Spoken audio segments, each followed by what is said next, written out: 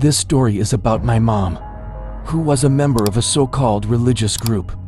They claimed to be Catholic, but their activities were somewhat odd and creepy. Their leader was purportedly possessed by the Virgin Mary, sometimes with the voice of a child and sometimes with a woman's voice. He was a gay person, but actually, he was kind. And he even emceed at my debut party. He was talented. Going back to my story, they were a group that climbed Mount Banahaw every Holy Week, sometimes. My mom brought home some drawings, 3 kinds. One had a cross, another looked like an old person, and the third was a triangle with an eye. And each drawing had Latin words on it. They were framed and hung on the wall of my mom's room. Since then, it seemed like we always heard banging inside the room, as if someone was moving around, and we were scared because there was no one there. When I became a Christian, I invited my mom to join me and attend church because I told her that the group she joined might be some kind of cult. Their activities were really frightening. When they prayed at our house, they would light candles and turn off the lights. Later on, someone would be possessed by their leader, whom they called Lalam, and he would speak in an old voice. Then came the time when my mom witnessed the behavior of the members. Some were destroying things, some were gossiping, and some were giving almost all of their livelihood to their leader.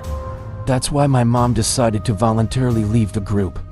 And it was an answered prayer because she immediately attended our church.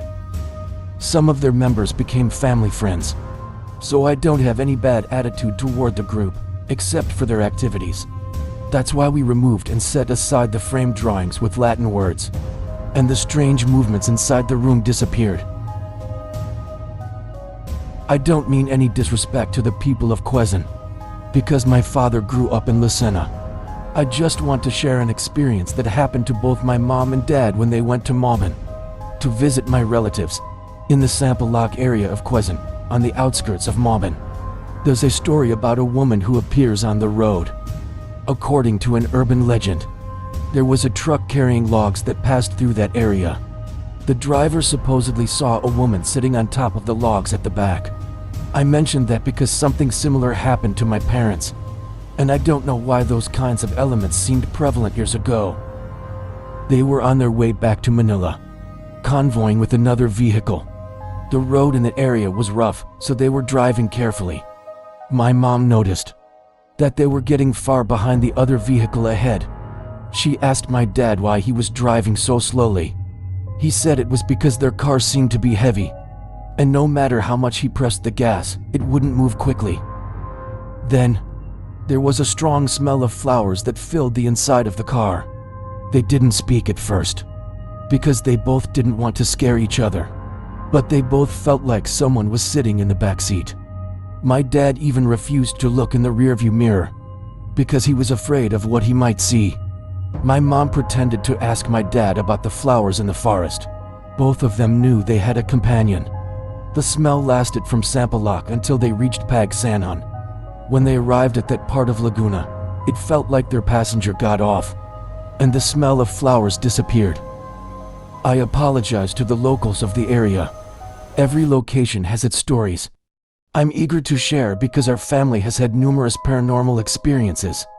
There was even a time when my husband supposedly hit a large horse near Gonzaga, Cagayan, in the middle of the night. But when he stopped to check, he couldn't find any trace of an animal lying on the road or running into the rice fields. On both sides, it happened in the early hours of the morning, so he was alone on the road with no one around again.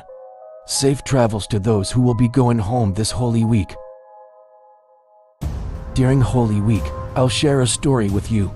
Back in 2016, my aunt who lives abroad visited the Philippines with her only child and her husband.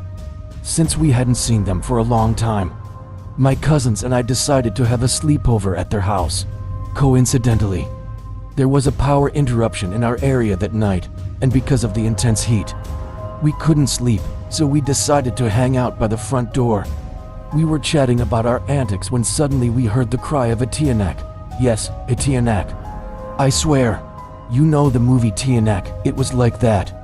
Exactly like the one during Holy Week when they appeared. After hearing it, we fell silent for 30 seconds, then we all ran, The adults were surprised, wondering why we were running, so we told them what happened. As usual, they didn't believe us. The next day, our cousin told their neighbor what happened. So here's the thing, their neighbors are in their 70s, according to the old lady. Around 9 p.m. that night, her grandchild was walking home from hanging out with friends. On the way, there were tall grasses, and she heard the crying of a baby, a real baby. Then as she approached, suddenly the Tianak jumped out at her.